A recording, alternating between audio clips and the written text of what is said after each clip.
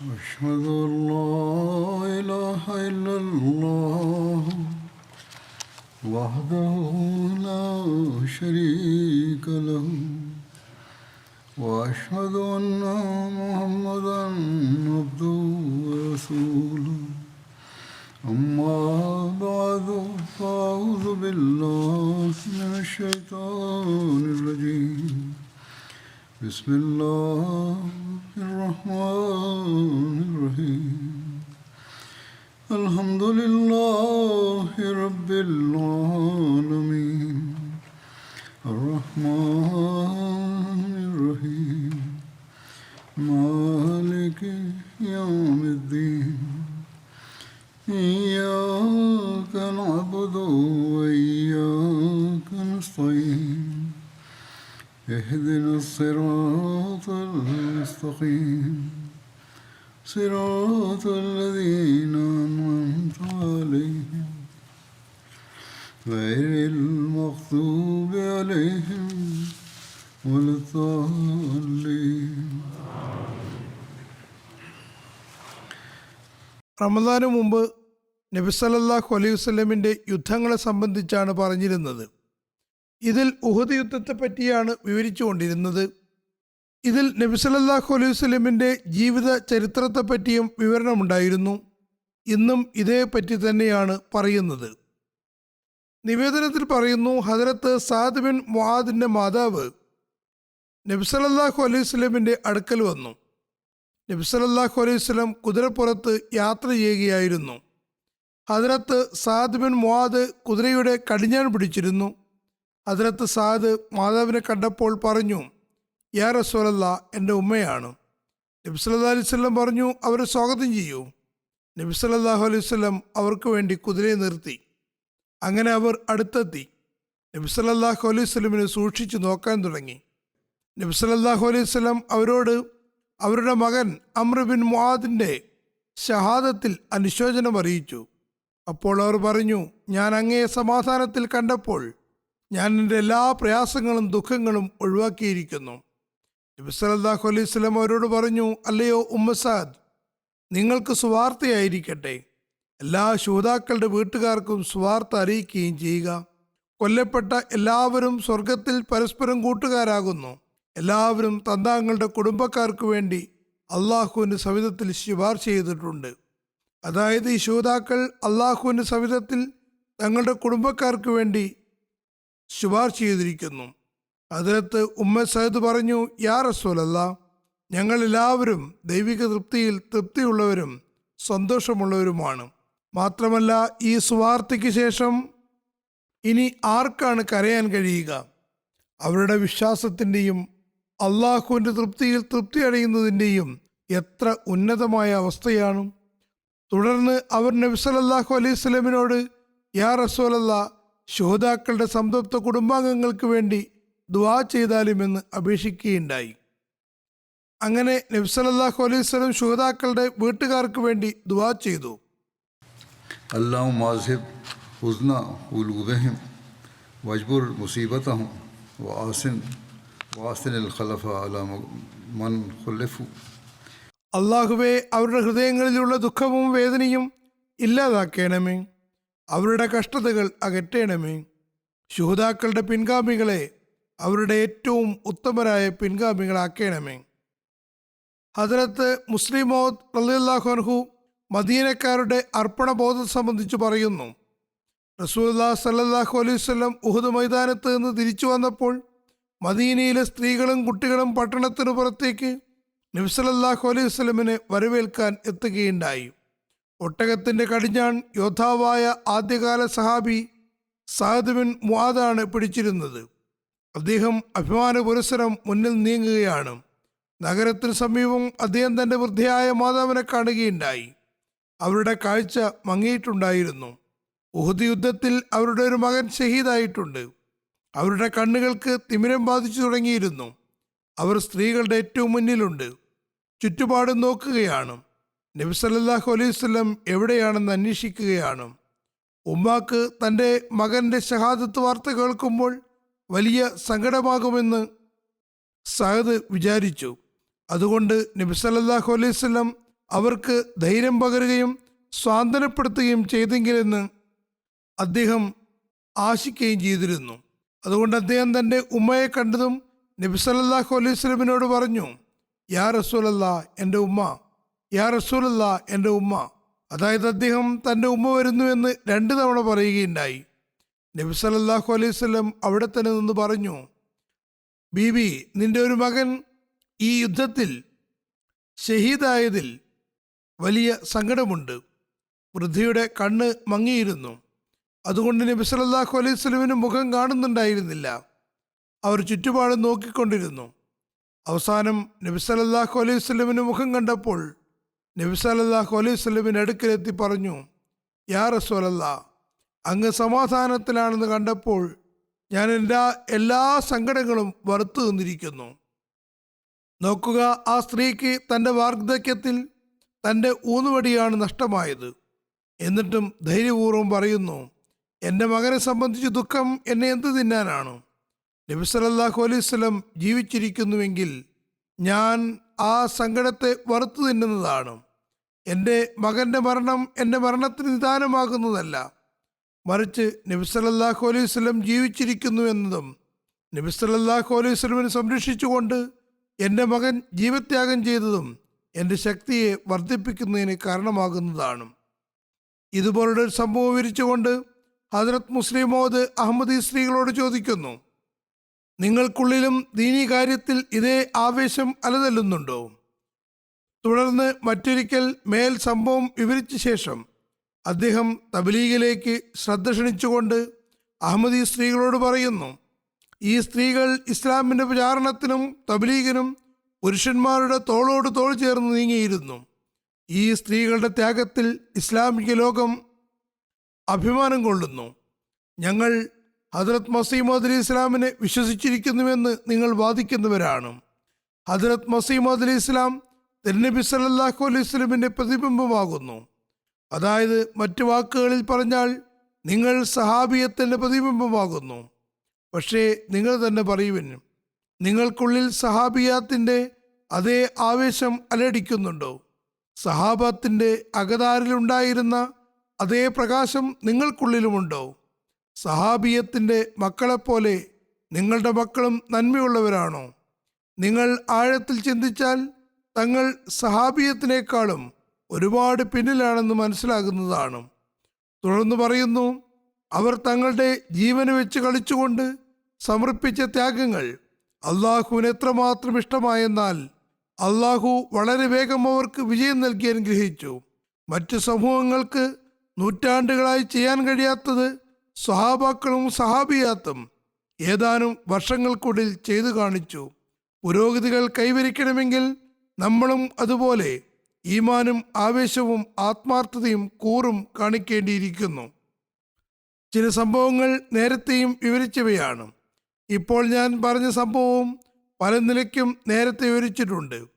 പക്ഷേ ഈ സംഭവങ്ങൾ വിവിധ തരത്തിൽ കേൾക്കുമ്പോൾ ഒരു പ്രത്യേക ഈമാനിക അവസ്ഥയും ആവേശവും ഉണ്ടാക്കുന്നവയാണ്. പ്രത്യേകിച്ചും ഹദ്രത്ത് മുസ്ലിം മൗഊദ് വിവരിക്കുമ്പോൾ കേവലം ഒരു സംഭവം എന്നതിനപ്പുറം വളരെ വിശാലമായ മാനത്തിൽ ഈ സംഭവങ്ങൾ നമുക്ക് മുന്നിൽ വരുന്നു. ഇതേ വിധത്തിൽ ആദ്യകാല മഹിളകളുടെ സംഭവങ്ങൾ വിവരിച്ചുകൊണ്ട് ഒരു സന്ദർഭത്തിൽ ആ മഹാത്മാവ് പറയുന്നു, ഉഹുദ് മൈതാനം മദീനയിൽ നിന്ന് 9 മൈൽ ദൂരെയാണ്. നബി സല്ലല്ലാഹു അലൈഹി വസല്ലം ഷഹീദായെന്ന കിംവദന്തി മദീനയിൽ പരന്നപ്പോൾ സ്ത്രീകൾ കരഞ്ഞു വിലപിച്ച് പട്ടണത്തിന് പുറത്തേക്ക് വന്ന് യുദ്ധമൈതാനത്തേക്ക് കുതിച്ചു. വഴിയിൽ വെച്ച് തന്നെ അധികം സ്ത്രീകളും നബി സല്ലല്ലാഹു അലൈഹി വസല്ലം സുരക്ഷിതനാണെന്ന് അറിഞ്ഞപ്പോൾ അവർ അവിടെ തന്നെ തങ്ങുകയുണ്ടായി. പക്ഷേ ഒരു സ്ത്രീ ഉന്മാദയെപ്പോലെ മദീനയിലെത്തിയിരുന്നു. ആ സ്ത്രീയുടെ ഭർത്താവും സഹോദരനും പിതാവും ഉഹുദിൽ കൊല്ലപ്പെട്ടിരുന്നു. ചില നിവേദനങ്ങളനുസരിച്ച് ഒരു മകനും കൂടി കൊല്ലപ്പെട്ടിരുന്നു. അവർ മുസ്ലിം സൈന്യത്തിനടുത്തെത്തിയപ്പോൾ ഒരു സഹാബിയോട് നബി സല്ലല്ലാഹു അലൈഹി വസല്ലമിൻ്റെ അവസ്ഥ എന്താണെന്ന് ആരായുകയുണ്ടായി. വാർത്ത നൽകുന്നയാൾ നബി സല്ലല്ലാഹു അലൈഹി വസല്ലമിൻ്റെ അവസ്ഥയെപ്പറ്റി സമാധാനത്തിലായിരുന്നു. അതുകൊണ്ട് അദ്ദേഹം ആ സ്ത്രീയോട് പറഞ്ഞു, ബീബി, സങ്കടകരമെന്നേ പറയണ്ടോ, നിങ്ങളുടെ പിതാവ് ഈ യുദ്ധത്തിൽ വധിക്കപ്പെട്ടിരിക്കുന്നു. ആ സ്ത്രീ പറഞ്ഞു, നിങ്ങൾ എന്തൊരു മനുഷ്യനാണ്, ഞാൻ നിങ്ങളോട് നബി സല്ലല്ലാഹു അലൈഹി വസല്ലമിന് എങ്ങനെയുണ്ടെന്നാണ് ചോദിച്ചത്. നിങ്ങൾ എൻ്റെ പിതാവിൻ്റെ മരണവാർത്തയാണ് നൽകുന്നത്. അപ്പോൾ ആ സഹാബി പറഞ്ഞു, ബീബി, ഖേദകരമെന്ന് പറയട്ടെ, നിങ്ങളുടെ ഭർത്താവും ഈ യുദ്ധത്തിൽ കൊല്ലപ്പെട്ടിരിക്കുന്നു. ആ സ്ത്രീ പറഞ്ഞു, ഞാൻ നിങ്ങളോട് എൻ്റെ ഭർത്താവിനെ സംബന്ധിച്ചല്ല ചോദിച്ചത്, ഞാൻ നബി സല്ലല്ലാഹു അലൈഹി വസല്ലമിന് എങ്ങനെയുണ്ടെന്നാണ് അന്വേഷിക്കുന്നത്. അപ്പോൾ ആ സഹാബി പറഞ്ഞു, ബീബി, കഷ്ടമെന്നേ പറയേണ്ടു, നിങ്ങളുടെ സഹോദരനും ഈ യുദ്ധത്തിൽ കൊല്ലപ്പെട്ടിരിക്കുന്നു. ആ സ്ത്രീ വളരെ ആവേശഭരിതയായി പറഞ്ഞു, ഞാൻ നിങ്ങളോട് എൻ്റെ സഹോദരനെ പറ്റിയുമല്ല ചോദിക്കുന്നത്, ഞാൻ നിങ്ങളോട് നബി സല്ലല്ലാഹു അലൈഹി വസല്ലമിനെ സംബന്ധിച്ചാണ് ചോദിച്ചത്. നബി സല്ലല്ലാഹു അലൈഹി വസല്ലമിന് എങ്ങനെയുണ്ടെന്ന് പറയൂ.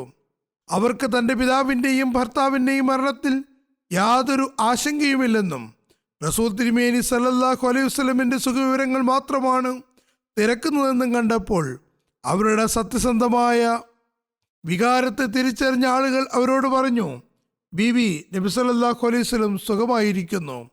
അപ്പോൾ അവർ ചോദിച്ചു, നബി സല്ലല്ലാഹു അലൈഹി വസല്ലം എവിടെയാണുള്ളത്? പിന്നെ നബി സല്ലല്ലാഹു അലൈഹി വസല്ലം നിൽക്കുന്നിടത്തേക്ക് അവർ ഓടിപ്പോയി. അവിടെ എത്തി നബി സല്ലല്ലാഹു അലൈഹി വസല്ലമിൻ്റെ മുന്നിൽ മുട്ടുകുത്തി നിന്നു. നബി സല്ലല്ലാഹു അലൈഹി വസല്ലമിൻ്റെ വസ്ത്രത്തിൻ്റെ കോന്തല പിടിച്ചുകൊണ്ട് അവർ പറഞ്ഞു, യാ റസൂലല്ലാഹ്, എൻ്റെ മാതാപിതാക്കൾ അങ്ങേക്ക് ദണ്ഡമായിരിക്കട്ടെ. അങ്ങ് സുരക്ഷിതനാണെങ്കിൽ ഇനി ആര് മരിച്ചാലും എനിക്കെന്ത്? എനിക്ക് അങ്ങയുടെ ജീവിതമാണ് വേണ്ടിയിരുന്നത്.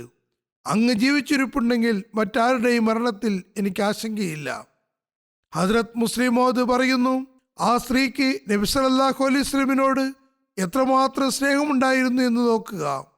ആളുകൾ ഒന്നിനു പിറകെ മറ്റൊന്നായി പിതാവിൻ്റെയും സഹോദരൻ്റെയും ഭർത്താവിൻ്റെയും മരണവാർത്ത നൽകിക്കൊണ്ടിരുന്നെങ്കിലും അവർ ഓരോ തവണയും നബി സല്ലല്ലാഹു അലൈഹി വസല്ലമിന് എങ്ങനെയുണ്ടെന്ന് പറയൂ എന്നാണ് പറഞ്ഞുകൊണ്ടിരുന്നത്.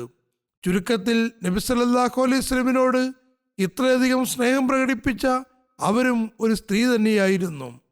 ആദ്യകാലത്ത് സ്ത്രീകളെ സംബന്ധിച്ച് ആ മഹാത്മാവ് പറയുന്നു, അതായത് ഉഹദ് യുദ്ധത്തിൽ നബി സല്ലല്ലാഹു അലൈഹി വസല്ലമിന്റെ ചരിത്രവും സഹാബാക്കളും സഹാബിയാത്തിനും നബി സല്ലല്ലാഹു അലൈഹി വസല്ലമിനോടുണ്ടായിരുന്ന സ്നേഹത്തെയും വിവരിച്ചുകൊണ്ട് അദ്ദേഹം ദീബാച്ച തഫ്സീറുൽ ഖുർആൻ എന്ന ഗ്രന്ഥത്തിൽ പറയുന്നു, ഉഹദിൽ നബി സല്ലല്ലാഹു അലൈഹി വസല്ലം ചരമമടഞ്ഞുവെന്നും മുസ്ലിം സൈന്യം ചിന്നിച്ചിതറിപ്പോയെന്നുമുള്ള ഒരു അപശ്രുതി സൈന്യത്തിലെ അവശേഷിച്ച വിഭാഗങ്ങൾ മദീനയിൽ തിരിച്ചെത്തുന്നതിന് മുമ്പായിട്ട് തന്നെ അവിടെ പരന്നു കഴിഞ്ഞിരുന്നു. മദീനയിലെ സ്ത്രീകളും കുട്ടികളുമെല്ലാം ഈ വാർത്ത കേട്ട് പരിഭ്രാന്തരായി ഉഹദിലേക്ക് നീങ്ങിത്തുടങ്ങി. അവരിൽ പലരും മടങ്ങുന്ന ഭടന്മാരെ വഴിയിൽ കണ്ടുമുട്ടി യാഥാർത്ഥ്യം മനസ്സിലാക്കിയതോടെ മദീനയിലേക്ക് തന്നെ തിരിച്ചുപോയി. ബനു ദീനാർ ഗോത്രത്തിൽപ്പെട്ട ഒരു സ്ത്രീരത്നം ഉഹദിലോളം കിതച്ചെത്തി. യുദ്ധത്തിൽ ആ സ്ത്രീയുടെ ഭർത്താവും പിതാവും സഹോദരനും കൊല്ലപ്പെട്ടു പോയിരുന്നു.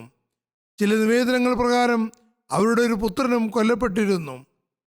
തിരിച്ചു പോരുകയായിരുന്ന ഒരു ഭടൻ അവരെ കണ്ടപ്പോൾ അവരുടെ പിതാവ് മരണപ്പെട്ട വിവരം അറിയിക്കുകയുണ്ടായി. നബി സല്ലല്ലാഹു അലൈഹി വസല്ലം തിരുമേനിക്ക് എങ്ങനെ? ആ സ്ത്രീ തിരക്കി. നബി സല്ലല്ലാഹു അലൈഹി വസല്ലം ജീവിച്ചിരിക്കുന്നുണ്ടെന്നതിൽ ആശ്വാസം കൊണ്ടിരുന്ന ആ ഭടൻ ചോദ്യത്തിന് ഉടനെ ഉത്തരം നൽകാതെ അവരുടെ ഭർത്താവും സഹോദരനും കൂടി കൊല്ലപ്പെട്ടിരിക്കുകയാണെന്ന് അറിയിച്ചു. എന്നാൽ ഓരോ വിവരം പറയുമ്പോഴും ആ മഹിളാമണി യാതൊരു ഭാവപ്പകർച്ചയും കാണിക്കാതെ വീണ്ടും വീണ്ടും മാ ഫഅല റസൂലുള്ളാഹ്, അള്ളാഹുവിന്റെ പ്രവാചകൻ എന്തേ ചെയ്തത് എന്നിങ്ങനെ ചോദിച്ചു കൊണ്ടിരുന്നു. നബി സല്ലല്ലാഹു അലൈഹി വസല്ലം എന്താണ് ചെയ്തത് എന്ന ഈ വാക്യം പ്രത്യക്ഷത്തിൽ ശരിയല്ലെന്ന് തോന്നാം. അതുകൊണ്ട് തന്നെ ചരിത്രകാരന്മാർ ഇതിൻ്റെ പരിഭാഷയിൽ നബി സല്ലല്ലാഹു അലൈഹി വസല്ലമിന് എന്ത് സംഭവിച്ചു എന്ന് എഴുതുന്നു. എന്നാൽ വാസ്തവത്തിൽ ഇതൊരു തെറ്റായ വാചകമല്ല. മറിച്ച് സ്ത്രീകളുടെ ശൈലി അനുസരിച്ച് അത് തികച്ചും ശരിയായിരുന്നു. സ്ത്രീകളുടെ വികാരവായ്പ് വളരെ തീക്ഷ്ണമായിരിക്കും. മരിച്ചുപോയവരെ അവർ കേൾക്കുന്നു എന്ന ഭാവത്തിൽ പലപ്പോഴും സ്ത്രീകൾ വിളിച്ച് കേഴാറുണ്ട്. ഭർത്താവും മകനുമൊക്കെ മരണപ്പെടുമ്പോൾ അവരുടെ പേര് ചൊല്ലി തങ്ങളെ ഉപേക്ഷിച്ചു പൊയ്ക്കളഞ്ഞതെന്തേ എന്നും തങ്ങളെ അനാഥരാക്കിയിട്ട് പോവുകയാണോ എന്നും മറ്റും പറഞ്ഞ് വിലപിക്കും. കടുത്ത ദുഃഖത്തിൽ ഏറ്റവും പ്രിയപ്പെട്ടവരെ ചൊല്ലി സ്ത്രീകൾ ഇങ്ങനെ വിലപിക്കുന്നത് സ്വാഭാവികമാണ്. ആകയാൽ ഈ മഹിളയ്ക്ക് നബി സല്ലല്ലാഹു അലൈഹി വസല്ലമയുടെ ചരമവാർത്ത കേട്ടപ്പോൾ ഈ ഒരു അവസ്ഥയാണ് ഉണ്ടായത്. അവർ തിരുനബി സല്ലല്ലാഹു അലൈഹി വസല്ലം ചരമം പ്രാപിച്ചു എന്ന് വിശ്വസിക്കാൻ കൂട്ടാക്കിയില്ല. അതേ അവസരത്തിൽ തന്നെ ആ വാർത്തയെ കളവാക്കി തള്ളാതെ ഒരു സ്ത്രീയുടെ സ്വാഭാവികമായ വികാരവായ്പോടെ അള്ളാഹുവിൻ്റെ പ്രവാചകൻ എന്തേ ചെയ്തത് എന്നിങ്ങനെ ചോദിച്ചുകൊണ്ടിരുന്നു. അതായത് അവിടുത്തെ പോലെ കൂറുള്ളൊരു നേതാവ് അങ്ങനെ തങ്ങളെയും വിട്ടുപോകാൻ എങ്ങനെ തയ്യാറായി എന്ന് ആവലാതിപ്പെടുകയായിരുന്നു അവർ. ഈ സ്ത്രീ തൻ്റെ പിതാവിൻ്റെയും സഹോദരൻ്റെയും ഭർത്താവിൻ്റെയും പോലും നിര്യാണത്തെ ഗണ്യമാക്കില്ലെന്ന് അറിഞ്ഞപ്പോൾ നബി സല്ലല്ലാഹു അലൈഹി വസല്ലമിനോട് അവർക്കുള്ള അവാച്യമായ സ്നേഹത്തിൻ്റെ ആഴം കണ്ടറിഞ്ഞ ആ യോദ്ധാവ് അവരെ സമാശ്വസിപ്പിച്ചുകൊണ്ട് പറഞ്ഞു, അല്ലയോ ഉമ്മ, നിങ്ങൾ ആഗ്രഹിക്കുന്നത് പോലെ നബി സല്ലല്ലാഹു അലൈഹി വസല്ലം ജീവിച്ചിരിക്കുന്നു. അപ്പോൾ നബി സല്ലല്ലാഹു അലൈഹി വസല്ലം എവിടെ എനിക്ക് കാണിച്ചു തരൂ എന്നവർ പറഞ്ഞു. ആളുകൾ പറഞ്ഞു, അതാ അവിടേക്ക് പോകൂ. നബി സല്ലല്ലാഹു അലൈഹി വസല്ലം അവിടെ നിൽക്കുന്നുണ്ട്. അവർ ഓടിക്കത്തിച്ച് നബി സല്ലല്ലാഹു അലൈഹി വസല്ലമിൻ്റെ അടുക്കലെത്തി. അവിടുത്തെ വസ്ത്രതുഞ്ചം കയ്യിലെടുത്തുകൊണ്ട് പറഞ്ഞു, യാ റസൂലല്ലാഹ്, എൻ്റെ ബാപ്പയും ഉമ്മയും അങ്ങേക്ക് ബലിയായിരിക്കട്ടെ. അങ്ങ് ജീവിച്ചിരിക്കുന്നു എങ്കിൽ ആരോ മരിച്ചോട്ടെ, എനിക്കെന്ത്. ആ മഹാത്മാവ് തുടരുന്നു, ഉഹദ് യുദ്ധത്തിൽ പുരുഷന്മാരും സ്ത്രീകളും ഒരുപോലെ പ്രകടിപ്പിച്ച വിശ്വാസവും കൂറും എത്തരത്തിലുള്ളതായിരുന്നുവെന്ന് ഞാൻ ഈ വിവരിച്ച സംഭവത്തിൽ നിന്ന് മനസ്സിലാക്കാം. ക്രിസ്ത്യാനികൾ മഗ്ദലന മറിയത്തിൻ്റെയും കൂട്ടുകാരുടെയും ധൈര്യത്തിൽ സന്തോഷഭരിതരായി വെളുപ്പിനു മുമ്പ് ശത്രുക്കളുടെ കണ്ണുവെട്ടിച്ചവർ യേശുവിൻ്റെ ഖബറിനരികെ എത്തിയതായി പറയുന്നു. എന്നാൽ ഞാൻ അവരോട് പറയുകയാണ്, എൻ്റെ പ്രേമഭാജനത്തോട് കൂറും ഭക്തിയും ഉണ്ടായിരുന്നവർ എത്ര പ്രക്ഷുബ്ധമായ അവസ്ഥയിലാണ് കൂടെ നിൽക്കുകയും തൗഹീദിൻ്റെ പതാക പറത്തുകയും ചെയ്തതെന്ന് നോക്കുവിൻ. ഷഹീദായവരെയെല്ലാം സംസ്കരിച്ച ശേഷം നബി സല്ലല്ലാഹു അലൈഹി വസല്ലം മദീനയിലേക്ക് മടങ്ങുമ്പോൾ നബി സല്ലല്ലാഹു അലൈഹി വസല്ലമിനെ വരവേൽക്കാൻ നഗരത്തിൽ നിന്ന് സ്ത്രീകളും കുട്ടികളും പുറത്തേക്ക് വന്നിരുന്നു. തിരുനബി സല്ലല്ലാഹു അലൈഹി വസല്ലമിൻ്റെ ഒട്ടകത്തിൻ്റെ മൂക്ക് കയർ പിടിച്ചിരുന്നത് മദീനയിലെ ഒരു നേതാവായിരുന്ന സഅദ് ബിൻ മുആദായിരുന്നു. നേരത്തെയും ഈ സംഭവം വിവരിച്ചതാണ്. സഅദ് വളരെ അഭിമാനപുരസ്സരം മുന്നിൽ നീങ്ങുകയാണ്. അതായത് നബി സല്ലല്ലാഹു അലൈഹി വസല്ലമയെ സൗഖ്യത്തോടുകൂടി സ്വവസതിയിലേക്ക് തിരിച്ചു കൊണ്ടുവരികയാണെന്ന് ലോകത്തോട് മുഴുവൻ വിളിച്ചു പറയുന്നത് പോലെയായിരുന്നു. ഇത് അദ്ദേഹത്തിൻ്റെ ഒരു വിവരണ ശൈലിയാണ്. നഗരത്തിനടുത്ത് തൻ്റെ വൃദ്ധയായ മാതാവിനെ സഅദ് കാണുകയുണ്ടായി. അവരുടെ കാഴ്ച മങ്ങിത്തുടങ്ങിയിരുന്നു. ഉഹദിൽ അവരുടെ ഒരു മകൻ അംർ ഇബ്നു മുആദ് കൊല്ലപ്പെട്ടിരുന്നു. അതിൻ്റെ വിശദാംശങ്ങൾ നേരത്തെ പറഞ്ഞു കഴിഞ്ഞതാണ്. നബി സല്ലല്ലാഹു അലൈഹി വസല്ലം പറഞ്ഞു, ഉമ്മ, നിങ്ങളുടെ മകൻ ഷഹീദായതിൽ എനിക്ക് അതിയായ ദുഃഖമുണ്ട്. അപ്പോൾ ആ നന്മയുള്ള സ്ത്രീ പറഞ്ഞു, അങ്ങേ ജീവനോടെ കണ്ടതോടെ ഞാൻ എൻ്റെ സകല സങ്കടങ്ങളും എൻ്റെ നിർഭാഗ്യങ്ങളുമെല്ലാം വറുത്തു തിന്നു. വറുത്തു തിന്നുക എന്നത് ഒരു കൗതുകകരമായ ശൈലിയാണ്. അത് എത്രമാത്രം ഗഹനമായ സ്നേഹത്തെയാണ് സൂചിപ്പിക്കുന്നതെന്ന് നോക്കൂ. ദുഃഖം പൊതുവിൽ ആളുകളെ കാർന്നു തിന്നുകയാണ് ചെയ്യാറുള്ളത്.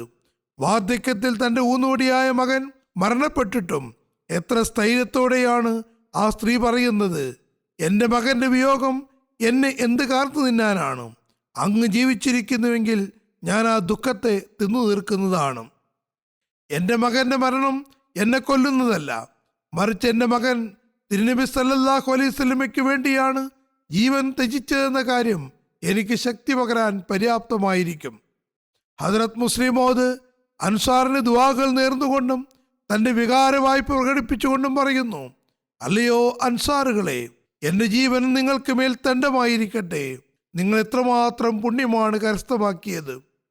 മദീനയിലെ മുനാഫിക്കുകളുടെയും യഹൂദികളുടെയും ചെയ്തികളും അതിനെതിരിൽ ഹദ്റത്ത് ഉമറിൻ്റെ നിലപാടും നബി സല്ലല്ലാഹു അലൈഹി വസല്ലമിൻ്റെ മഹത്തായ മാതൃകയും എന്തായിരുന്നുവെന്ന് നോക്കാം.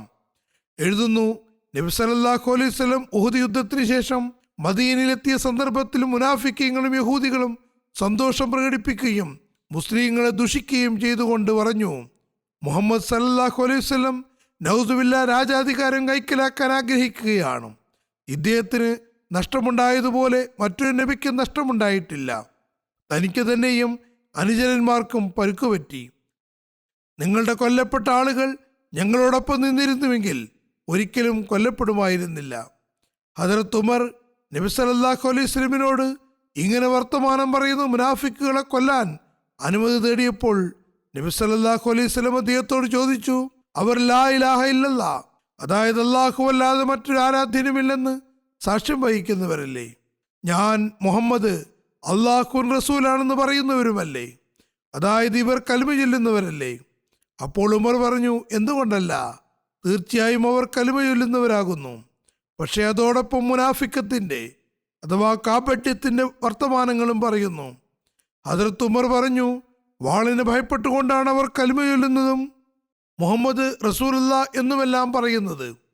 ഇപ്പോൾ അവരുടെ അവസ്ഥ പ്രകടമാകുകയും അവരുടെ ഉള്ളിലിരിപ്പ് പുറത്തേക്ക് വരികയും അവരുടെ ശത്രുത വ്യക്തമാകുകയും ചെയ്തിരിക്കെ അവരോട് പ്രതികാരം ചോദിക്കുകയും അവർക്ക് ശിക്ഷ കൊടുക്കുകയും വേണം. നബി സല്ലല്ലാഹു അലൈഹി വസല്ലം പറഞ്ഞു, ഷഹാദത്ത് കലിമ ചൊല്ലുന്നവരെ, അതായത് ലാ ഇലാഹ ഇല്ലല്ലാ മുഹമ്മദ് റസൂലുള്ള എന്ന് പറയുന്നവരെ കൊല്ലുന്നത് എനിക്ക് വിലക്കപ്പെട്ടിരിക്കുന്നു.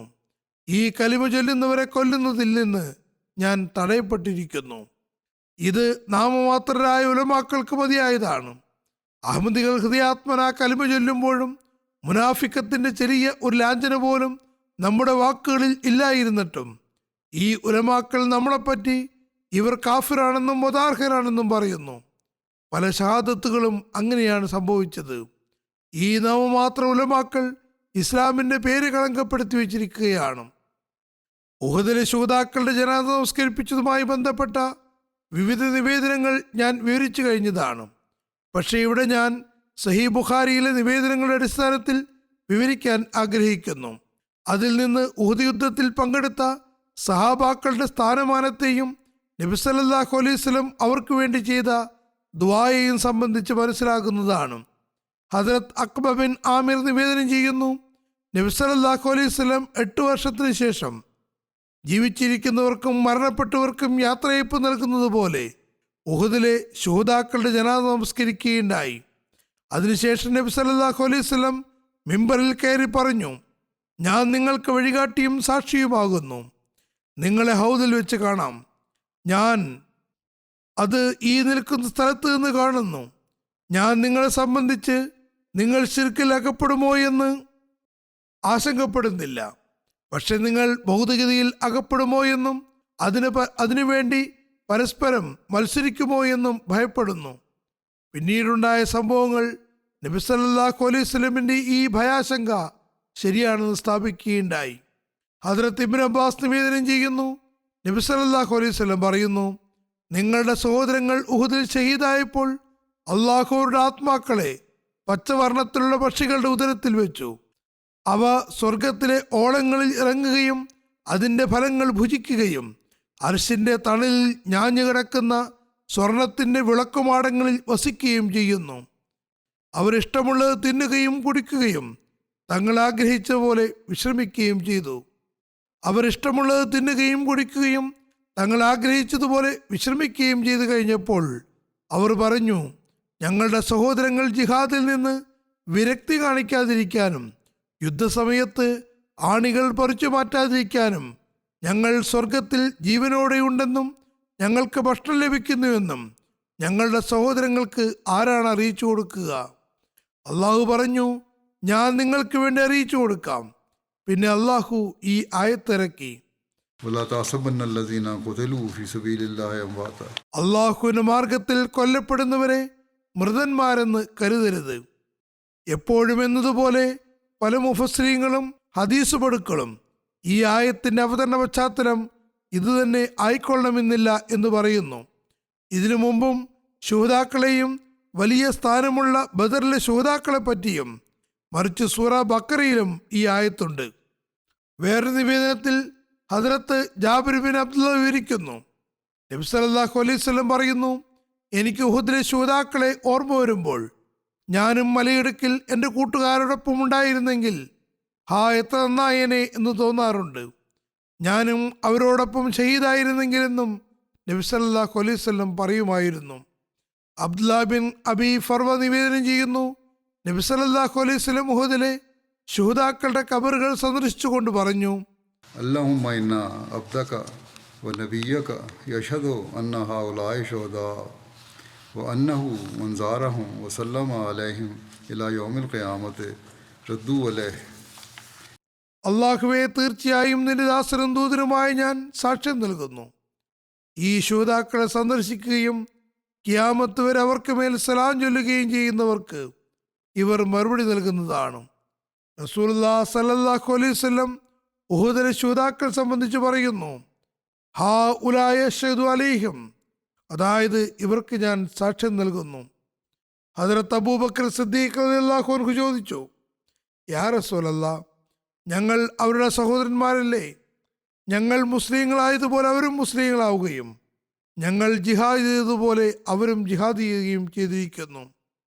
നബി സല്ലല്ലാഹു അലൈഹി വസല്ലം പറഞ്ഞു, അതെ, പക്ഷേ എനിക്ക് ശേഷം നിങ്ങൾ എന്ത് ചെയ്യുമെന്ന് എനിക്കറിയില്ല. അപ്പോൾ ഹദ്റത്ത് അബൂബക്കർ പറഞ്ഞു, ഞങ്ങൾ അങ്ങയുടെ കൂടെ ജീവിച്ചിരിക്കുന്നതാണ്. ഒരു പക്ഷേ തങ്ങളുടെ ജീവിതം നബി സല്ലല്ലാഹു അലൈഹി വസല്ലമിന്റെ ജീവിതത്തേക്കാൾ നീണ്ടതായിരിക്കുമെന്ന വ്യതയിൽ ഹദ്റത്ത് അബൂബക്കർ കരയാനും തുടങ്ങി. ഉബാദ ബിൻ അബി സാലിഹ് നിവേദനം ചെയ്യുന്നു, നബി സല്ലല്ലാഹു അലൈഹി വസല്ലം എല്ലാ വർഷവും ഉഹുദിലെ ശൂതാക്കളുടെ ഖബർ സന്ദർശിക്കാൻ പോകുമ്പോൾ ഇങ്ങനെ പറയുമായിരുന്നു, സലാമുൻ അലൈക്കും ഫനേമ ഉഖ്ബദ്ദാർ, സഹനം കൈക്കൊണ്ടതിന് നിങ്ങൾക്ക് സമാധാനം ലഭിക്കുമാറാകട്ടെ. പര്യവസാനം എന്ന നിലയ്ക്ക് എത്ര നല്ല സങ്കേതമാണ്.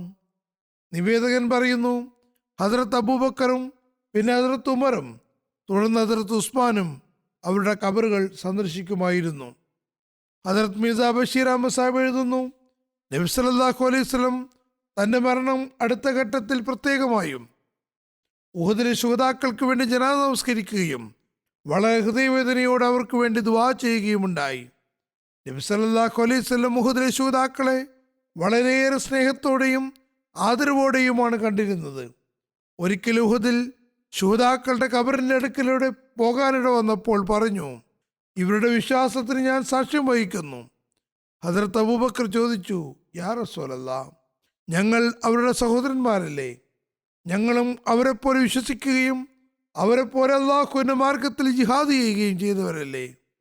നബി സല്ലല്ലാഹു അലൈഹി വസല്ലം പറഞ്ഞു, അതെ, പക്ഷേ എനിക്ക് ശേഷം നിങ്ങൾ എന്ത് ചെയ്യുമെന്ന് എനിക്കെന്തറിയാം. അപ്പോൾ ഹദ്റത്ത് അബൂബക്കർ ഒരുപാട് കരയുകയുണ്ടായി. എന്നിട്ട് പറഞ്ഞു, യാ റസൂലല്ലാഹ്, ഞങ്ങൾക്ക് അങ്ങയുടെ കൂടെ ജീവിച്ചിരിക്കാൻ കഴിയില്ലേ? ഈ ചിന്ത പോലും ഞങ്ങളെ ഇല്ലായ്മ ചെയ്യാൻ പര്യാപ്തമാണ്. തുടർന്ന് അദ്ദേഹം എഴുതുന്നു, സ്വഹാബാക്കളും ഉഹദിലെ ശുഹദാക്കളെ ആദരപൂർവ്വം ഓർക്കുകയും ഉഹദിലെ ഓർമ്മകളെ ഒരു പരിശുദ്ധ കാര്യമെന്ന നിലയ്ക്ക് മനസ്സുകളിൽ സജീവമാക്കി നിർത്തുകയും ചെയ്തിരുന്നു. ഒരിക്കൽ നബി സല്ലല്ലാഹു അലൈഹി വസല്ലം വഫാത്തിന് ശേഷം ഹദ്റത്ത് അബ്ദുറഹ്മാൻ ബിൻ ഔഫിന്റെ മുന്നിൽ അത്യാവശ്യം നല്ല നിലയിലുള്ള ഇഫ്താരിക്കുള്ള ഭക്ഷണം കൊണ്ടുവരികയുണ്ടായി. അപ്പോൾ അദ്ദേഹത്തിന് ഉഹദിന്റെ കാലം ഓർമ്മ വന്നു. അന്ന് ശൂതാക്കളെ കഫൻ ചെയ്യാൻ തുണി പോലും ആവശ്യത്തിനില്ലായിരുന്നു. അവരുടെ ശരീരത്തെ മറയ്ക്കുന്നതിന് പുല്ലരിഞ്ഞു വെക്കേണ്ടി വന്നു. ആ ഓർമ്മകൾ ഹദ്റത്ത് അബ്ദുറഹ്മാൻ ബിൻ ഔഫിനെ അസ്വസ്ഥനാക്കുകയും അനിയന്ത്രിതമായി കരയാനും തുടങ്ങി. അദ്ദേഹം ഭക്ഷണം ഒഴിവാക്കി എഴുന്നേറ്റു. അദ്ദേഹമാകട്ടെ അന്ന് നോമ്പുകാരനുമായിരുന്നു. ഉഹദിലെ ശൂതാക്കളുടെ കുടുംബക്കാരെ സമാശ്വസിപ്പിക്കുന്നതിൻ്റെയും ശൂതാക്കളുടെ കുട്ടികളോട് വാത്സല്യം കാണിക്കുന്നതിൻ്റെയും പരാമർശങ്ങളും കാണപ്പെടുന്നുണ്ട്. ഹദ്റത്ത് ബഷറിൻ്റെ പിതാവ് ഹദ്റത്ത് അക്രമയെ സംബന്ധിച്ച് ഉഹദ് യുദ്ധത്തിൽ ശൂതാക്കളുടെ കൂട്ടത്തിൽ വിവരിക്കപ്പെട്ടിട്ടുണ്ട്. ഹദ്റത്ത് അക്രമ ഷഹീദായപ്പോൾ അദ്ദേഹത്തിൻ്റെ മകൻ ബഷർ അദ്ദേഹത്തിൻ്റെ അടുത്തിരുന്ന് കരയുകയായിരുന്നു. നബി സല്ലല്ലാഹു അലൈഹി വസല്ലം അതുവഴി കടന്നു പോകുമ്പോൾ പറഞ്ഞു, ഉസ്കുത് അമാ തർദാ അൻ അകൂന അനാ അബൂക വ ആയിഷതു ഉമ്മുക, നിശബ്ദനായിരിക്കൂ, ഞാൻ നിന്റെ പിതാവും ആയിഷ നിന്റെ പിതാവുമാകുന്നതിൽ നീ സന്തോഷിക്കുകയില്ലേ? ബഷർ പറഞ്ഞു, എന്തുകൊണ്ടില്ല, ഞാൻ പൂർണ്ണമായും അതിൽ തൃപ്തനാകുന്നു. അദ്ദേഹത്തിൻ്റെ ആദ്യത്തെ പേര് ബഹീർ എന്നായിരുന്നു. നബി സല്ലല്ലാഹു അലൈഹി വസല്ലം അത് ബഷീർ എന്നാക്കി. അദ്ദേഹത്തിന് വിക്കുണ്ടായിരുന്നു. നബി സല്ലല്ലാഹു അലൈഹി വസല്ലം അദ്ദേഹത്തിൻ്റെ വായിൽ ദം ചെയ്തപ്പോൾ വിക്ക് മാറുകയും ചെയ്തു. നബി സല്ലല്ലാഹു അലൈഹി വസല്ലം അദ്ദേഹത്തിൻ്റെ ശിരസിൽ തൻ്റെ പരിശുദ്ധ കരങ്ങൾ കൊണ്ട് തലോടുകയും ചെയ്തു. അദ്ദേഹത്തിൻ്റെ വാർദ്ധക്യകാലത്ത് തല മുഴുവൻ നരച്ചെങ്കിലും നബി സല്ലല്ലാഹു അലൈഹി വസല്ലം തലോടിയ ഭാഗത്തുള്ള മുടി പതിവ് പോലെ കറുത്തു തന്നെ തുടർന്നു. അദ്ദേഹം ദീർഘായുസ്സോടെ ഇരിക്കുകയും 85-ാമത്തെ വയസ്സിൽ ഫലസ്തീനിൽ വെച്ച് മരണപ്പെടുകയുമുണ്ടായി. ഹദ്റത്ത് ജാബിർ ബിൻ അബ്ദുല്ലാഹിബിന് സാന്ത്വനം നൽകിയ സംഭവവും കാണാൻ കഴിയുന്നുണ്ട്. ഹദരത്ത് ജാബിർ ബിൻ അബ്ദുള്ള നിവേദനം ചെയ്യുന്നു, ഞാൻ റസൂലുള്ളാഹി സ്വല്ലല്ലാഹു അലൈഹി വസല്ലമയെ കണ്ടപ്പോൾ എന്നോട് പറഞ്ഞു, അല്ലയോ ജാബിർ, നീ വളരെ മ്ലാനവതനായി കാണപ്പെടുന്നുവല്ലോ. യാ റസൂലല്ലാഹ്, എൻ്റെ പിതാവ് ഉഹദ് യുദ്ധത്തിൽ ഷഹീദായി. കടവും മക്കളെയും ബാക്കിയായിട്ടാണ് അദ്ദേഹം പോയിരിക്കുന്നത്. നബി സല്ലല്ലാഹു അലൈഹി വസല്ലം പറഞ്ഞു, നിന്റെ പിതാവുമായി അള്ളാഹു നടത്തിയ കൂടിക്കാഴ്ചയെപ്പറ്റി ഞാൻ നിനക്ക് സ്വാർത്ഥ നൽകട്ടെയോ? ഞാൻ പറഞ്ഞു, യാ റസൂലല്ലാഹ്, തീർച്ചയായും പറഞ്ഞു തന്നാലും. അള്ളാഹു പർദ്ദയുടെ പിന്നിൽ നിന്നല്ലാതെ ആരോടും സംസാരിച്ചിട്ടില്ല. എന്നാൽ അള്ളാഹു നിന്റെ പിതാവിനെ ജീവിപ്പിക്കുകയും മുഖാമുഖം അദ്ദേഹത്തോട് സംസാരിക്കുകയും ചെയ്തിരിക്കുന്നു. അദ്ദേഹത്തോട് പറഞ്ഞു, എൻ്റെ ദാസ, എന്നോട് ചോദിച്ചു കൊള്ളുക, ഞാൻ നിനക്ക് നൽകാം. അദ്ദേഹം പറഞ്ഞു, എൻ്റെ നാഥ, ഞാൻ ഇനിയും നിന്റെ മാർഗത്തിൽ കൊല്ലപ്പെടുന്നതിന് എനിക്ക് വീണ്ടും ജീവിതം നൽകിയാലും. മറ്റൊരു നിവേദനത്തിൽ പറയുന്നു, പ്രസ്തുത സന്ദർഭത്തിൽ ഹദ്രത്ത് അബ്ദുള്ള പറഞ്ഞു, അല്ലയോ എൻ്റെ നാഥ, ഞാൻ നിന്റെ ആരാധന യഥാവിധം അനുഷ്ഠിച്ചിട്ടില്ല. എന്നെ വീണ്ടും ഭൂമിയിലേക്ക് അയച്ചാലും ഞാൻ വീണ്ടും നിന്റെ നബി സല്ലല്ലാഹു അലൈഹി വസല്ലമിന്റെ കൂടെ യുദ്ധം ചെയ്ത് വീണ്ടും കൊല്ലപ്പെടാൻ ആഗ്രഹിക്കുന്നു. അപ്പോൾ അള്ളാഹു പറഞ്ഞു, ഒരിക്കൽ മരണപ്പെടുന്നവൻ വീണ്ടും ലോകത്തേക്ക് തിരിച്ചയക്കപ്പെടുകയില്ല എന്ന് ഞാൻ തീരുമാനിച്ചിരിക്കുന്നു.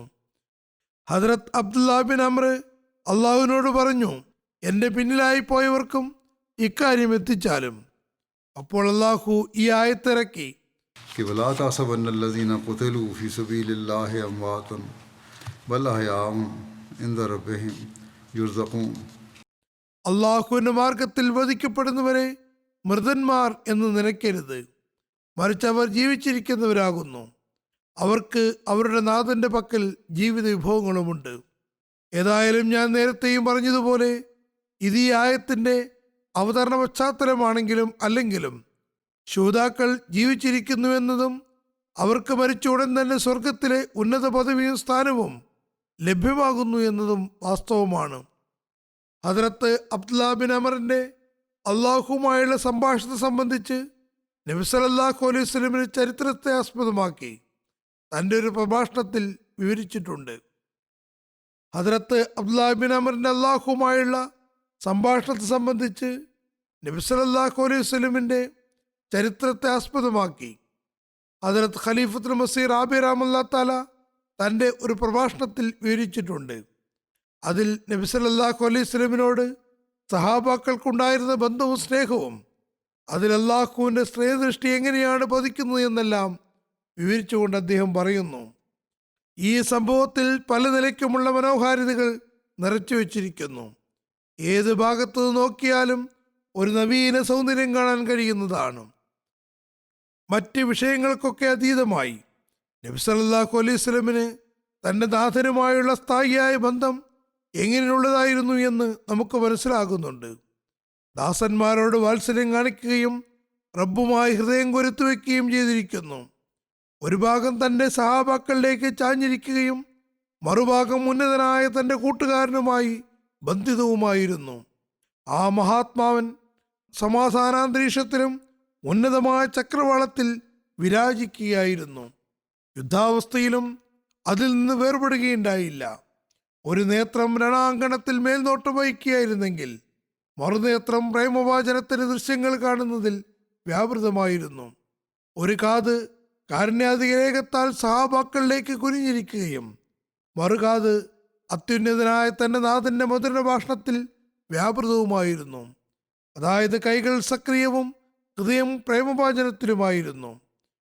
നബി സല്ലല്ലാഹു അലൈഹി വസല്ലം സ്വഹാബാക്കൾക്ക് സന്തോഷം പകരുമ്പോൾ അള്ളാഹു നബി സല്ലല്ലാഹു അലൈഹി വസല്ലം തിരുമേനിക്ക് സന്തോഷം നൽകുകയായിരുന്നു.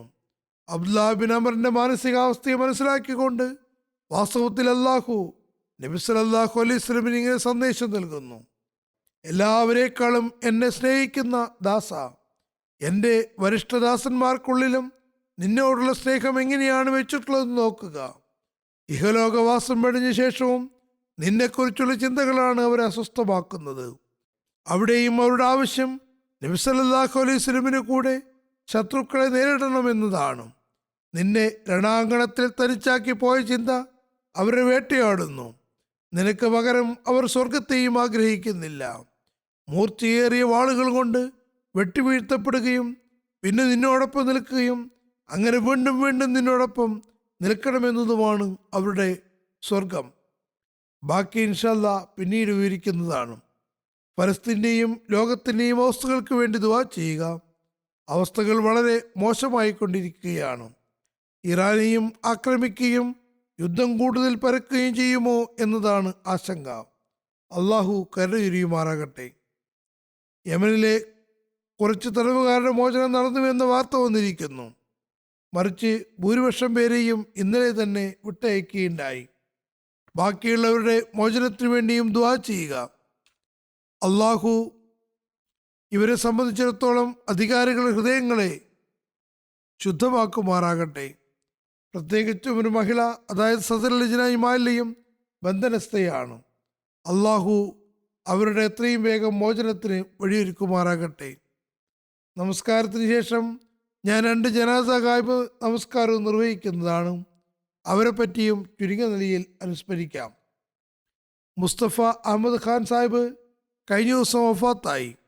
ഇന്നാ ലില്ലാഹി വ ഇന്നാ ഇലൈഹി റാജിഊൻ. ഇദ്ദേഹം ഹദരത്ത് നവാബ് അബ്ദുല്ല ഖാൻ സാഹിബിൻ്റെയും ഹദരത്ത് നവാബ് അബ്ദുൽ ഹഫീസ് ബേഗം സാഹിബിയുടെയും മകനായിരുന്നു. ഹദരത്ത് മസീമോദ് അലി സ്വലാത്തു വസ്സലാമിൻ്റെ ഏറ്റവും ചെറിയ ദൗഹിത്രനും ചെറിയ മകൾ അബ്ദുൽ ഹഫീസ് ബേഗം സാഹിബിയുടെ ഏറ്റവും ചെറിയ മകനുമാണ്. അള്ളാഹുവിൻ്റെ അനുഗ്രഹത്താൽ മൂസിയായിരുന്നു. 1966 സൂയി നോർത്തേൺ ഗ്യാസ് കമ്പനിയിൽ സെൻട്രൽ മാനേജറായി ജോലി ആരംഭിച്ചു. പിന്നെ റിട്ടയർമെൻറ്റിന് ശേഷം വീണ്ടും ഈ കമ്പനിയിൽ തന്നെ ഡയറക്ടറാകുകയും ചെയ്തു. 74 അവസ്ഥകൾ മോശമായപ്പോൾ കമ്പനി ഇദ്ദേഹത്തെ തികച്ചും ഒരു ഭാഗത്തേക്ക് ഒതുക്കി. ശരിയായ നല്ല ജോലികൾ ഏൽപ്പിക്കാതെയായി. അതേപ്പറ്റി ഹദരത്ത് ഖലീഫത്തുൽ മസീഹ് സാലിസ് റഹ്മത്തുള്ളാഹിയുടെ കൂടിയാലോചന നടത്തിയപ്പോൾ അദ്ദേഹം പറഞ്ഞു, പരിഭ്രമിക്കേണ്ടതില്ല, അവസ്ഥകൾ നന്നാകുന്നതാണ്. നിങ്ങൾ അവിടെ തന്നെ കഴിച്ചു കൂട്ടുക. പിന്നെ അള്ളാഹു അനുഗ്രഹിക്കുകയും അദ്ദേഹത്തിന് അനുകൂലമായി അവസ്ഥകളാക്കുകയും ചെയ്തു. നല്ല സാധു സംരക്ഷകനും ബന്ധങ്ങൾ നിലനിർത്തുന്ന ആളുമായിരുന്നു. അദ്ദേഹം 2 വിവാഹങ്ങൾ കഴിച്ചിട്ടുണ്ട്. ആദ്യത്തെ ഭാര്യ വഫാത്തായപ്പോൾ രണ്ടാമത്തെ വിവാഹം അവരുടെ സഹോദരിയുമായിട്ടാണ് നടത്തിയത്. അവർക്ക് നേരത്തെയുള്ള വിവാഹത്തിൽ മക്കളുണ്ടായിരുന്നു. അവരെയും സ്വന്തം മക്കളെപ്പോലെ സംരക്ഷിച്ച് സഹോദരിമാരുടെ നിർബന്ധത്തിലാണ് രണ്ടാമത് വിവാഹം കഴിച്ചത്. അത് ആദ്യത്തെ ഭാര്യയുടെ ചെറിയ സഹോദരിയായിരുന്നു. ഞാൻ പറഞ്ഞതുപോലെ അതിൽ 2 മക്കളും ഉണ്ടായിരുന്നു. അവരുടെ ആദ്യ വിവാഹം തലാക്കായതാണ്. കുറേ കാലം ഇദ്ദേഹം തന്നെയാണ് അവരുടെ മക്കളെയും സംരക്ഷിച്ചത്. പിന്നീട് വിവാഹവും നടന്നു. അദ്ദേഹത്തിൻ്റെ ഭാര്യ എഴുതുന്നു, അമുസ്ലിങ്ങളോടും ഔദാര്യപൂർവ്വം പെരുമാറിയിരുന്നു. സിന്ധിലെ ഒരു ഹിന്ദു കുട്ടിയുടെ വിദ്യാഭ്യാസ ചെലവുകൾ വഹിക്കുകയും നല്ലപോലെ പഠിപ്പിക്കുകയും ചെയ്തിരുന്നു. അയാൾ പിന്നീട് അസിസ്റ്റന്റ് കമ്മീഷണറാവുകയും ചെയ്തു. തനിക്ക് ഈ സ്ഥാനം കിട്ടാൻ കാരണം മുസ്തഫ സാഹിബാണെന്ന് എപ്പോഴും പറയുമായിരുന്നു. ഏതായാലും അദ്ദേഹം അല്ലാഹുവിന്റെ അനുഗ്രഹത്താൽ വളരെയേറെ സാധു സംരക്ഷകനുമായിരുന്നു. അദ്ദേഹം തന്നെ മാതാപിതാക്കളുടെ പേരിൽ നാസറാബാദ് ഫോറത്തിൽ ഒരു ട്രസ്റ്റും തുടങ്ങിയിരുന്നു. ഈ ഫോറം അദ്ദേഹത്തിൻ്റെ പിതാവിൽ നിന്ന് സ്വത്തവകാശമായി കിട്ടിയതാണ്. അവിടെ കൃഷിയോടൊപ്പം ക്ലിനിക്കും ഉണ്ടാക്കിയിരുന്നു. അവിടെ കൃത്യമായി മെഡിക്കൽ ക്യാമ്പും നടത്തിയിരുന്നു. ഡോക്ടർ അബ്ദുൽ മന്നാൻ ഷഹീദ് സാഹിബും ഈ മെഡിക്കൽ ക്യാമ്പിൽ പോകുമായിരുന്നു. ക്ലിനിക്കിന് വേണ്ടി പുറത്തുനിന്ന് ആരോടും ഒന്നും ആവശ്യപ്പെട്ടിട്ടില്ല. സ്വന്തം നിലയ്ക്ക് തന്നെ അതിന് ചെലവുകൾ നടത്തിയിരുന്നു. അദ്ദേഹം നല്ല അതിഥി സൽക്കാര പ്രിയനുമായിരുന്നു. അദ്ദേഹത്തിൻ്റെ പിതാവ് നവാബ് അബ്ദുല്ല ഖാൻ സാഹിബും നല്ല അതിഥി സൽക്കാര പ്രിയനായിരുന്നു. ഇത് അദ്ദേഹത്തിന് പിതാവിൽ നിന്ന് കിട്ടിയതായിരിക്കും. മക്കളോടും നല്ല സൗഹൃദ ബന്ധമായിരുന്നു. എല്ലാ ബന്ധങ്ങളും നല്ല രീതിയിൽ കൊണ്ടു നടന്നിരുന്നു. അദ്ദേഹത്തിൻ്റെ രണ്ടാമത്തെ ഭാര്യ എഴുതുന്നു, രണ്ടാമത്തെ ഭാര്യയുടെ മക്കളെയും സ്വന്തം മക്കളെപ്പോലെ കരുതിയിരുന്നു. മക്കളുടെ ശിക്ഷണത്തിൽ ആവശ്യമായി വന്നാൽ കാഠിന്യവും കാണിച്ചിരുന്നു. പക്ഷേ കാര്യങ്ങൾ മനസ്സിലാക്കി കൊടുക്കുകയും ചെയ്തിരുന്നു. അദ്ദേഹത്തിൻ്റെ സഹോദരിയുടെ മകൻ ഡോക്ടർ ഖാലിദ് തസ്ലീം സാഹിബ് പറയുന്നു, അദ്ദേഹം വളരെയേറെ ജനോപകാരിയായിരുന്നു. സൂയി ഗ്യാസ് കമ്പനിയിൽ ഉന്നത ഉദ്യോഗസ്ഥനായിരുന്നു. ആർക്കെങ്കിലും എന്തെങ്കിലും ആവശ്യം നേരിട്ടാൽ മുടക്കം പറഞ്ഞിരുന്നില്ല. പ്രത്യേകിച്ചും സാധുക്കളെ നല്ലപോലെ പരിഗണിച്ചിരുന്നു. പറയുന്നു, ഒരിക്കൽ മീത ഹനീഫ മസാബ് പറയുകയുണ്ടായി, അദ്ദേഹത്തിൻ്റെ അടുക്കൽ വല്ല സാധുവിനെയും എന്തെങ്കിലും ആവശ്യത്തിന് വിട്ടാൽ അത് അദ്ദേഹം തീർച്ചയായും ചെയ്തു കൊടുക്കുമായിരുന്നു. റബുവിലും നിരവധി വീടുകളിൽ സൂയി ഗ്യാസ് കണക്ഷൻ കൊടുക്കുന്നതിൽ അദ്ദേഹം നല്ലപോലെ സഹായിച്ചിട്ടുണ്ട്. 35 വർഷം മുമ്പ് അദ്ദേഹത്തിന് ക്യാൻസർ രോഗം പിടിപെട്ടിരുന്നു. വലിയ ഓപ്പറേഷനും ചെയ്യേണ്ടി വന്നിട്ടുണ്ട്. ദൈനംദിന ജീവിതത്തിൽ അതിൻ്റെ ഒരുപാട് ബുദ്ധിമുട്ടുകളും സഹിക്കേണ്ടി വന്നിട്ടുണ്ട്. എന്നിട്ടും അദ്ദേഹത്തിൻ്റെ മുഖത്തുള്ള പ്രസന്നത നഷ്ടപ്പെട്ടിട്ടുണ്ടായിരുന്നില്ല. അതിഥി സൽക്കാരത്തിലും ജനസേവനത്തിലും ഒരു കുറവും വരുത്തിയതുമില്ല. അദ്ദേഹത്തിൻ്റെ സുഹൃത്ത് വലയവും വളരെ വിപുലമായിരുന്നു. ജമാഅത്തിനെതിരാളികളും അദ്ദേഹത്തെ വളരെയേറെ ആദരിക്കുകയും ബഹുമാനിക്കുകയും വന്ന് കാണുകയും ചെയ്തിരുന്നു. കാരണം അദ്ദേഹം എല്ലാവരോടും ഔദാര്യപൂർവ്വം വർത്തിച്ചിരുന്നു. ആരുടെയും ഔദാര്യം കൈപ്പറ്റാതിരിക്കാൻ ശ്രദ്ധിക്കുകയും ചെയ്തിരുന്നു. മാത്രമല്ല, മറ്റുള്ളവർക്ക് ഔദാര്യം ചെയ്യുമായിരുന്നു. ആരെങ്കിലും വല്ല ഉപകാരവും ചെയ്താൽ പിന്നെ പ്രസ്തുത ഔദാര്യം മറന്നിരുന്നില്ല. ഞാനും അദ്ദേഹത്തിൽ ഈ മേന്മകളെല്ലാം കണ്ടിട്ടുണ്ട്. സാധു സംരക്ഷകനും നല്ല മകനുമായിരുന്നു. അദ്ദേഹം തൻ്റെ മാതാവിനെ നല്ലപോലെ ശുശ്രൂഷിക്കുകയുണ്ടായി. സഹോദരി സഹോദരന്മാരിൽ ഏറ്റവും ഇളയാളായിരുന്നുവെങ്കിലും ഏറ്റവും വലുതാണെന്ന് പെരുമാറ്റത്തിലൂടെ കാണിക്കുകയുണ്ടായി. സ്വത്തവകാശത്തിൻ്റെ പൊതുവായ ചുമതല അദ്ദേഹത്തിനുമ്മ ഹദരത്ത് നവാബ് അഹമ്മദുൽ ഹഫീസ് ബേഗം സാഹിബ അദ്ദേഹത്തെയാണ് ഏൽപ്പിച്ചിരുന്നത്. അതിലും അദ്ദേഹം നല്ല നിലയിൽ സംവിധാനം ചെയ്യുകയുണ്ടായി. പ്രസ്തുത ഫോറത്തെ ഉന്നതിയിലെത്തിക്കുകയുമുണ്ടായി. ഇക്കാരണം കൊണ്ട് തന്നെ സഹോദരി സഹോദരന്മാർക്ക് അദ്ദേഹത്തിൽ പൂർണ്ണമായ തൃപ്തിയായിരുന്നു. കൂടാതെ അവിടെയുള്ള നിർധനരായ തൊഴിലാളികളെയും നല്ലപോലെ ശ്രദ്ധിച്ചിരുന്നു. ഏതായാലും അദ്ദേഹം വളരെ നല്ല ഭർത്താവും നല്ല പിതാവും നല്ല സഹോദരനുമായിരുന്നു. അള്ളാഹു അദ്ദേഹത്തോട് ഓർമ്മയോടെയും കരുണയോടെയും വർത്തിക്കുമാറാകട്ടെ. രണ്ടാമത്തെ ജനാസ ഡോക്ടർ മീർ ദാവൂദ് അഹമ്മദ് സാഹിബിൻ്റേതാണ്. അമേരിക്കയിലായിരുന്നു. കഴിഞ്ഞ ദിവസം വഫാത്തായി. ഇന്നാ ലില്ലാഹി വ ഇന്നാ ഇലൈഹി റാജിഊൻ. ഇദ്ദേഹം ഡോക്ടർ മീർ മുഷ്താഖ് അഹമ്മദ് സാഹിബിൻ്റെയും ബിൽക്കീസ് ബേഗം സാഹിബിയുടെയും മകനായിരുന്നു. ഇദ്ദേഹത്തിൻ്റെ വിവാഹം ഹദ്രത്ത് മിയാൻ അബ്ദുറഹീം അഹമ്മദ് സാഹിബിൻ്റെയും സാഹിബ്സാദി അമത്തുർ റഷീദ് ബേഗം സാഹിബിയുടെയും മകളായ അമത്തുൻ നസീർ സാഹിബിയുമായി നടന്നു. സാഹിബ്സാദി അമത്തുർ റഷീദ് ബേഗം ഹദരത്ത് മുസ്ലിം മൗദിൻ്റെ മകളും അങ്ങനെ ഹദരത്ത് മസീമദ് അലി ഇസ്ലാമിൻ്റെ പൗത്രിയുമായിരുന്നു. ഈ നിലയ്ക്ക് ഇവർ മർഹൂമിൻ്റെ ഭാര്യ പ്രപൗത്രിയാണ്. സാഹിബ്സാദി അമത്തുർ റഷീദ് സാഹിബ ഹദരത്ത് ഹക്കീം മൗലവി നൂറുദ്ദീൻ ഖലീഫത്തുൽ മസീഹ് അവലിൻ്റെ ദൗഹിത്രിയുമാണ്. ഡോക്ടർ ദാവൂദ് സാഹിബ് ലാഹോറിലെ യൂണിവേഴ്സിറ്റി ഓഫ് എഞ്ചിനീയറിംഗ് ആൻഡ് ടെക്നോളജിയിൽ നിന്ന് ബിരുദം കരസ്ഥമാക്കി. പിന്നെ അമേരിക്കയിൽ പോവുകയും അവിടെ നിന്ന് അദ്ദേഹം PhD എടുക്കുകയും ചെയ്തു. അതിനുശേഷം വേൾഡ് ബാങ്കിൽ ജോലി ചെയ്തു. 35 വർഷം സീനിയർ ഡിപ്ലോയ്മെൻറ്റ് പ്രൊഫഷണൽ എന്ന നിലയ്ക്കും ഉന്നത കഴിവുകളുടെ വിനിയോഗത്തിലും അദ്ദേഹം വിവിധ രാജ്യങ്ങളിൽ, പ്രത്യേകിച്ചും ഏഷ്യൻ രാജ്യങ്ങളിൽ വലിയ രീതിയിൽ അന്താരാഷ്ട്ര പുരോഗതിക്കും പുരോഗമന പദ്ധതികളിലും സേവനം ചെയ്തിട്ടുണ്ട്. അമേരിക്കയിൽ ജമാഅത്തിൽ ആദ്യകാല അംഗങ്ങളിൽപ്പെട്ട ആളായിരുന്നു. ഉന്നത ഉദ്യോഗസ്ഥരായിരുന്നിട്ട് കൂടി 1970കളിൽ ലങ്കർഖാന ടീമിനും ഡ്യൂട്ടി ചെയ്തിട്ടുണ്ട്. കൂടാതെ വർഷങ്ങളോളം നാഷണൽ ജായിദാദ് സെക്രട്ടറി എന്ന നിലയ്ക്കും സേവനം ചെയ്തിട്ടുണ്ട്. വളരെ ആവേശഭരിതനായി ദീനീ വികാരത്തോടു കൂടി പ്രവർത്തിച്ചിരുന്നു. മസ്ജിദ് ബൈത്തുർ റഹ്മാന്റെ നിർമ്മാണത്തിലും പ്രത്യേകിച്ച് അതിൻ്റെ വിപുലീകരണത്തിലും അദ്ദേഹം നല്ലപോലെ ഭാഗഭാക്കായിട്ടുണ്ട്. വലിയ ഉന്നത ഉദ്യോഗസ്ഥരായിരുന്നുവെങ്കിലും വളരെ വിനയാന്വിതനായി ജമാഅത്തി സേവനങ്ങൾ ചെയ്തിരുന്നു. ചൈനയിലും താമസിച്ചിട്ടുണ്ട്. അന്ന് അവിടെ പഠിച്ചുകൊണ്ടിരുന്ന മൊറബി സാഹിബ് എനിക്ക് എഴുതുന്നു, വളരെ പ്രതികൂല സാഹചര്യമായിരുന്നിട്ട് കൂടി ചൈനയിൽ ഇസ്ലാമിന് സന്ദേശം എത്തിക്കാൻ ശ്രമിച്ചിരുന്നു. വളരെ വിനയ സ്വഭാവിയായിരുന്നു. വലിയവരോടും ചെറിയവരോടും താഴ്മയോടെയും സന്തോഷത്തോടെയും പെരുമാറിയിരുന്നു. സാധ്യമാകുന്നിടത്തോളം സാമ്പത്തിക ത്യാഗം ചെയ്യാനും ശ്രദ്ധിച്ചിരുന്നു. അതിഥി സൽക്കാരം അദ്ദേഹത്തിൻ്റെ പ്രത്യേകതയുമായിരുന്നു. സ്വന്തക്കാരോടും അന്യരോടും ഭാവഭേദമില്ലാതെ വാത്സല്യം കാണിച്ചിരുന്നു.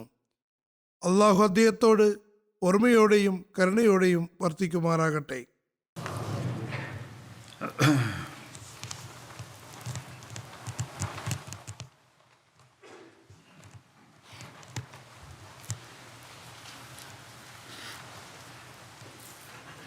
الحمد لله نحمده ونستعينه ونستغفره ونؤمن به ونتوكل عليه ونعوذ بالله من شرور أنفسنا ومن سيئات أعمالنا من يهده الله فلا مضل له ومن يضلل فلا هادي له ونشهد أن لا إله إلا الله ونشهد أن محمدا عبده ورسوله عباد الله رحمكم الله إن الله يأمر بالعدل والإحسان وإيتاء ذي القربى وينهى عن الفحشاء والمنكر والبغي يعظكم لعلكم تذكرون اذكروا الله يذكركم وادعوه يستجب لكم ولذكر الله أكبر